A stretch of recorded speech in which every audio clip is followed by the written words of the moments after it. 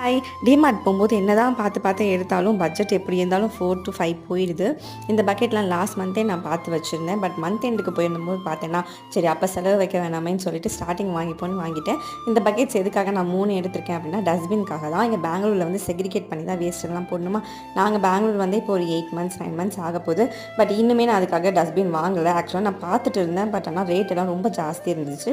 So இந்த பக்கெட்டை நம்ம convert பண்ணிக்கலாமே டஸ்ட்பினா அப்படின்னு சொல்லி தான் நான் வந்து வாங்கியிருக்கேன். ஆக்சுவலாக யார் வந்து நம்ம வீட்டுக்குள்ளே வந்து பார்க்க போகிறோம், அப்படி பார்த்தாலுமே யார் நம்மளை கொஸ்டின் பண்ணுவாங்க, ஏன் இப்படி யூஸ் பண்ணுறீங்கன்னு. ஸோ இந்த மாதிரி விஷயத்தில் சிக்கனை பண்ணுறதுல தப்பே கிடையாது நான் நினைக்கிறேன். நீங்கள் என்ன நினைக்கிறீங்கன்னு உங்கள் ஒப்பீனியன் ஷேர் பண்ணுங்கள் கமெண்ட்டில். இந்த கிளிப் இருக்குது பாருங்கள், நியூஸ் பேப்பரில் கனித்தீவு கதை வரும்ல, அதே கதை தான். எத்தனை வாங்கி போட்டாலும் கரெக்டாக நம்ம தலை வாரிட்டு இந்த ஒத்த கையில் லெஃப்ட் ஹேண்டில் பிடிச்சிட்டு தேடும்போது ஒரு கிளிப் கூட நம்ம கண்ணில் மாட்டவே மாட்டாது.